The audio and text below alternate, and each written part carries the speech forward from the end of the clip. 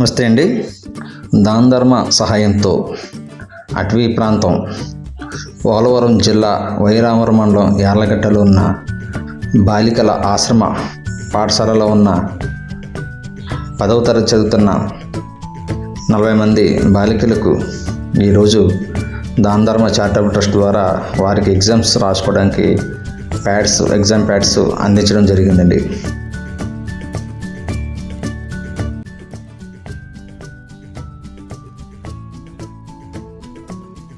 కడబాల మోహన్ రావు. నా జన్మస్థానం వచ్చి గుర్తేరు దగ్గర పాతకోట.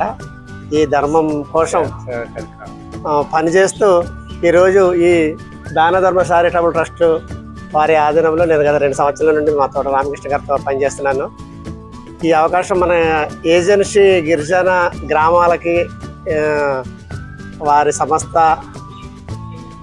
విగ్రహాలు, గుడి నిర్మాణాలు, మైక చెట్లు ఇలాంటివి కొన్ని మంచి కార్యక్రమాలు చేస్తున్న ఈ తరుణంలో నాకు వారు పరిచయమై పెద్దాపురం నుండి తిరుగుతున్నప్పుడు వాళ్ళతో ఒక 4-5 కార్యక్రమాలు చేసిన తర్వాత నేను ఒకటే ఆలోచించాను, మీ రాజమండ్రి, కాకినాడ, కొత్తపాడు ఇలాంటి ఏరియాల్లో ఎన్ని ధర్మాలు చేసినా మీకు అన్నా వస్తాయి, అనుకోకపోయినా వస్తాయి. ఇలాగే కార్యక్రమాలు మా ఏరియాకి ఏమి లేవు. ఏజెన్సీలకి అసలు దేవుడు అంటే తెలియని వీధులు, మనుషులు ఉన్నారు ఇంకానే.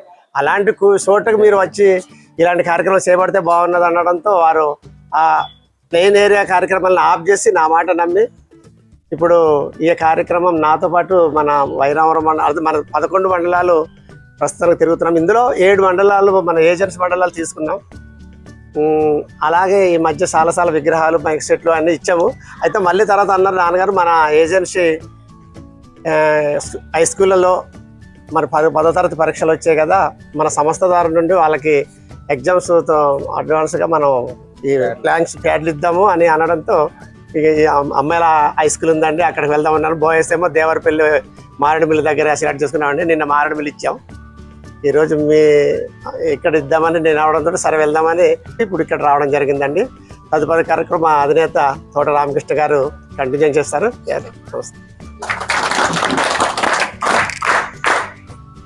అందరికీ నమస్కారం. పిల్లలు బాగున్నారా? బాగా చదువుకుంటున్నారా? టీచర్లు అందరూ బాగా గౌరవిస్తున్నారా?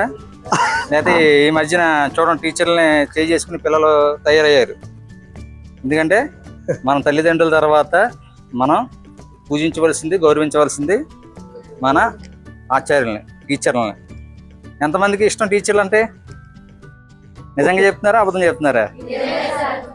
ఎందుకంటే వాళ్ళు శ్రమించేది మీ భవిష్యత్తు కోసం. ఒక్కొక్కసారి మీరు అల్లరి చేస్తే తిట్టేది కూడా మీ భవిష్యత్తు కోసమే. మీ మీద వాళ్ళకి పర్సనల్గా ఎటువంటి చేతులించేది కోపాలు ఉండవు, వ్యక్తిగత ద్వేషాలు ఉండవు. ఎందుకంటే కొద్దిగా మాట అయినపోతే గసురుతారు, లేదా అప్పుడప్పుడు కొద్దిగా నెమ్మదిగా అలా కొడతారు. ఎందుకంటే మీ భవిష్యత్తు బాగుండాలని. ఎందుకంటే రేపు మన దేశాన్ని ఒక బాధ్యతమైన దేశంగా తీర్చిదిద్దాలంటే మగవాళ్ళ కన్నా ఆడవాళ్ళ చేతిలోనే ఉంది. అంటే ఎవరి చేతిలో ఉంది? కాబోయే మాతృమూర్తులు మీరు. మీ దగ్గర నుంచే దేశభక్తులు, సైంటిస్టులు, అనేక ఇంకా ఇలాంటి రాజకీయ నాయకులు అందరూ కూడా ఎవరి ద్వారా వస్తారు? మీరే జన్మనివ్వాలి. మీరు బాగుంటే మన దేశం బాగుంటుంది. మన దేశం బాగుంటే దేశంలో ఉన్న మనందరం బాగుంటాం. అందు గురించి మీ అందరికీ మంచి చదువులు నేర్పిస్తున్న మన ఆచార్యులందరికీ మా తరపున ధన్యవాదాలండి. మీరు బాగుండాలి మంచి ఉద్దేశంతో మంచి ఎగ్జామ్స్ రాసి ఈ రాబోయే 10వ తరగతి పరీక్షల్లో మంచి ఉత్తీర్ణత సాధించి మీరు భవిష్యత్తులో బాగా సెటిల్ అవ్వాలని చెప్పి దానికి మీకు చిన్న ప్రోత్సాహం, ఇది పెద్దదేం కాదు, ఇవ్వాలని తలంచి మొత్తం రాష్ట్ర వ్యాప్తంగా 5,000 స్టూడెంట్లకి ఇస్తున్నామండి. అందులో మన ఈ స్కూల్ కూడా సెలెక్ట్ చేసుకున్నాం. ఎందుకంటే దేవరపల్లిలో అందరూ మగపిల్లలకి ఇచ్చాం, ఇక్కడ అందరూ ఆడపిల్లలు కాబట్టి ఇలా ఇస్తే ఎక్కడ అన్నిటికి ఇవ్వలేకపోయినా కొంతమంది కన్నా ఇచ్చి కొద్దిగా ఎంతో కొంత చిన్న సాయం చేయాలన్న మా ఉద్దేశంతో మేము చేసే సేవా కార్యక్రమాలు.